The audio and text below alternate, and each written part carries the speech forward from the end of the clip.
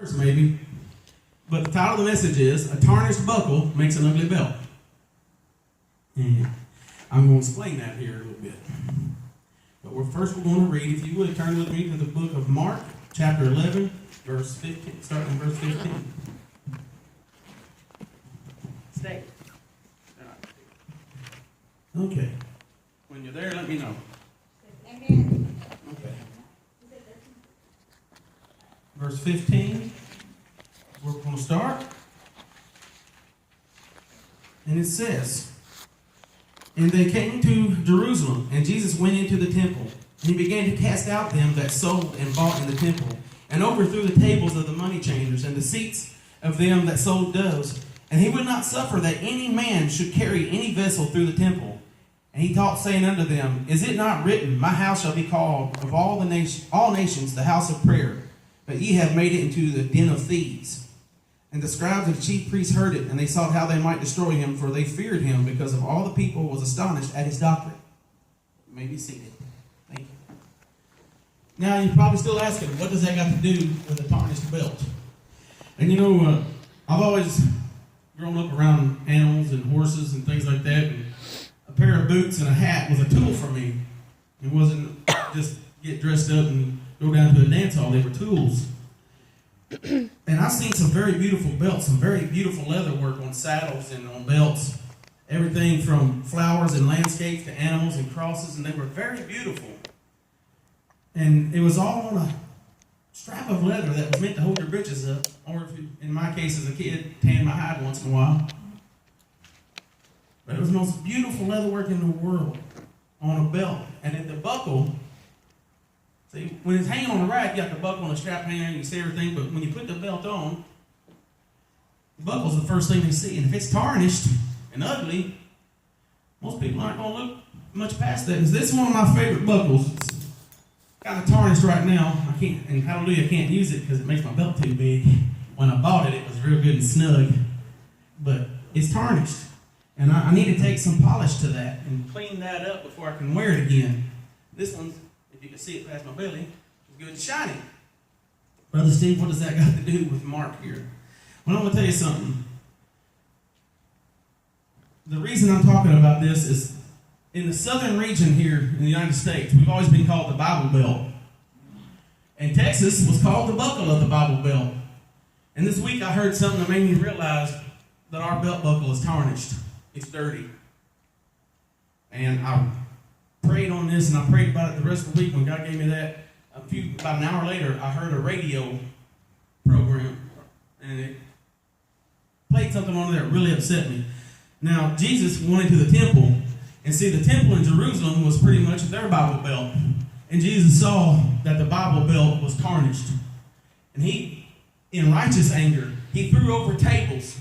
He threw people out that were doing things, making his Father's house, supposed to have been a house of prayer, into a den of thieves. People were shortchanging one another and everything else. You can guarantee it. But he polished the belt buckle. And when he got done, he went in and started teaching. And people were astonished at his doctrine. Because, see, in Ephesians chapter 4, verse 26, it says, Be angry and sin not. See, Jesus was angry, but it was a righteous angry. See, we have to be careful. There are people that say things about me sometimes when I'm driving.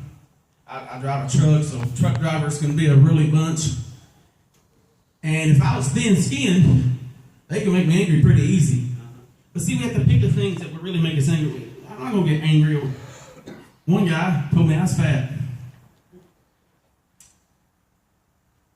And I wanted to say, well, you know, that's supposed to make me mad. Be like, you get mad at me for saying you're an idiot. That wouldn't have been the right thing to do. But see, I heard this week about a pastor right here in Fort Worth. He said some things to me that has tarnished the belt buckle.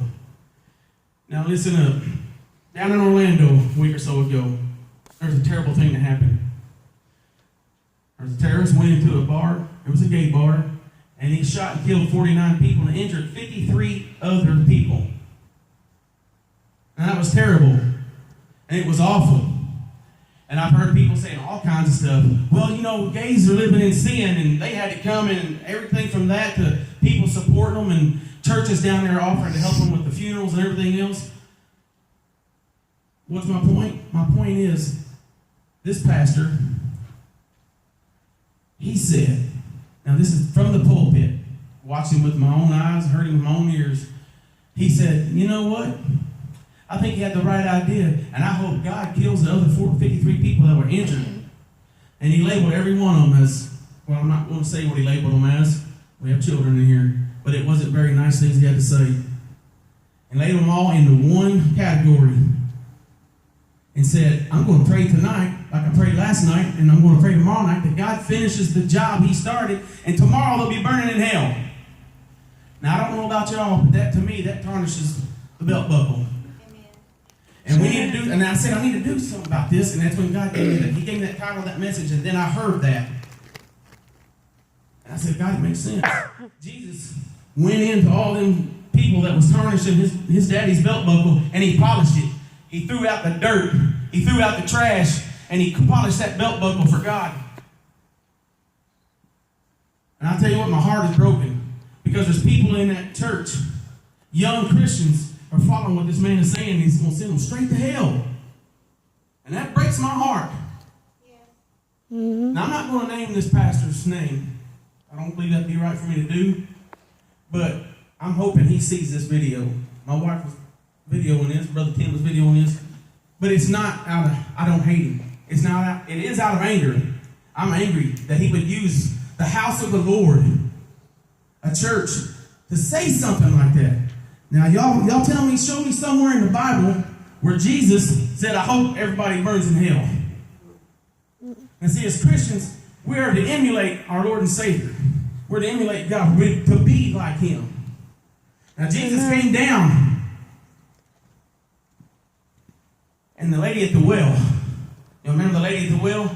He asked her for a drink, and then he told her, you're forgiven, go and sin no more, didn't he? Yes. He didn't say, poof, go to hell. Start burning. He didn't come down here and start setting people on fire. Ephesians chapter 4, verse 26 says, be angry and sin not. Now, I'm sorry.